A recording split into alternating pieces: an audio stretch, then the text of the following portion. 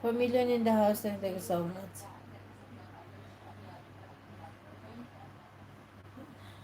Medyo makapal na rin yung buko guys. Kasi, alam niyo ba, maganda yung ano, yung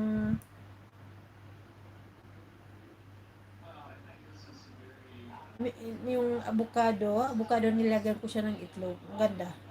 Pero pag nilagyan mo ng itlog, avocado with itlog, huwag mo siyang ano, banlawan mo siya ng maigi kasi yung itlog nangangamoy. Oo. Yun. Ano ko, malambot siya kasi avocado yung gigamit ko. Tapos bukas, kung halimbawa maligo ko bukas yung aloe vera. Aloe vera na naman ilagay ko sa buko yan. Yeah.